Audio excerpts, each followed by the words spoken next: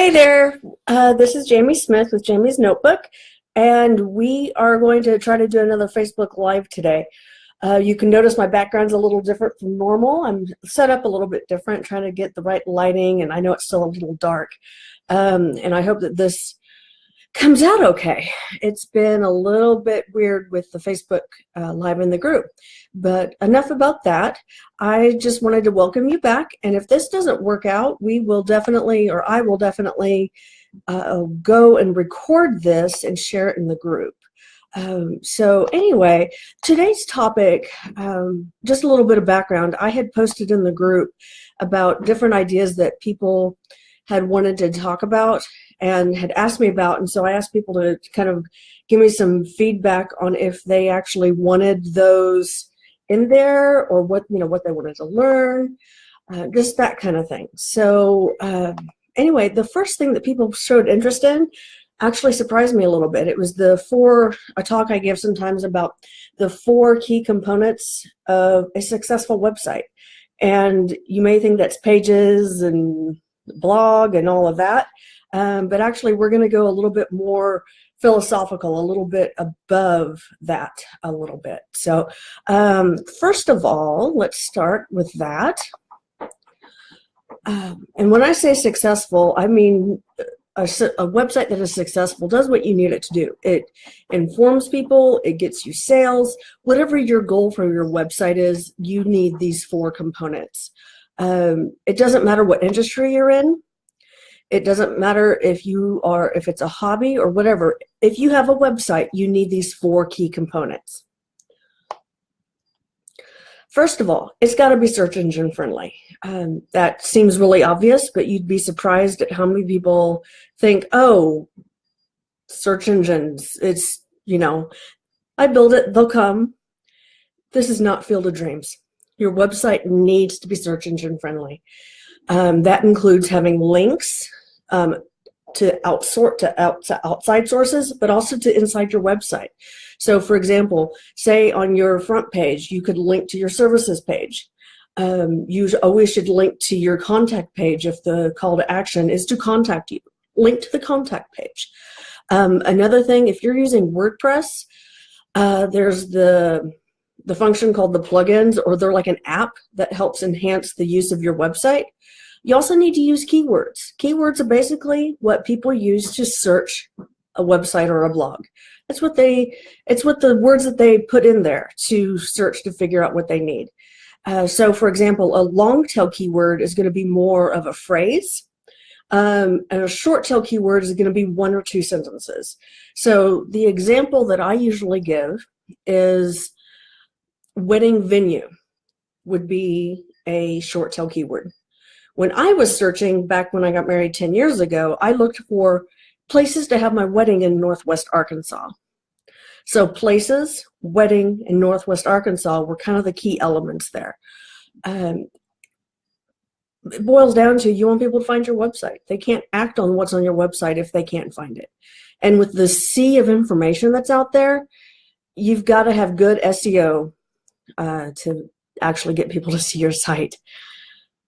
Excuse me. The next thing that every website must have is it has to be intuitive to navigate. You don't want to force your readers to think. And I don't mean that to dumb down your website. You want them to be inspired by your words, not confused by your website. So think of the average website. When you are going to the contact page, where do you usually go? Usually in the upper right-hand corner, right? So if you hide that under your about page, or if you hide that somewhere, your contact page, you're basically telling your readers that you don't want them to contact you. And that's probably not the message you want to send, I'm guessing. So it needs to be intuitive. It needs to be something that people naturally understand how to look for your website, how to look for things throughout your website. I apologize. One way that you can do this is to have like the social media icons in the traditional place. And that's even changing. I've always been taught that they should be up in the upper right-hand corner. I'm seeing a lot of them down in the lower right-hand corner now. They're in the footer. which is the bottom part of your website. Another thing that you need to remember is to have effective menus, and that's when you look at a website, that's the parent pages are the main ones that go across the top. And so those are called the parent pages, and then you have what are called sub pages that if you click on it or hover over it, it will show you pages that fit under that category or fit under that page. And so you need to use menus effectively. I've always heard the term sandwiching. So homepage or the most important page goes on the left, and then the contact page goes on the far right. Those are your two most important pages. And usually I've seen the About page move. There's some theories that the About page is becoming less important. I'm not quite on that page yet, not quite agreeing with that yet, but usually that's right next to the home. And then services is in the middle, and then your blog or portfolio or some of the other pages goes right next to that, and then the contact page. I mean, there's going to be some variation there. Especially if you are a well-known business, you're going to want to have the first things that people are going to look for on the very far left, because we lead, at least in the United States and English speakers, we read left to right. So your important stuff needs to be on the left and then move over to the right. But again, it's not that the contact page isn't important and that the social media isn't important. It's just that it's intuitive that it's going to be in the right-hand side. The next element is that it needs to be clear with its call to action. If you have put together this fantastic website and you have done all this stuff, what are people supposed to do with it?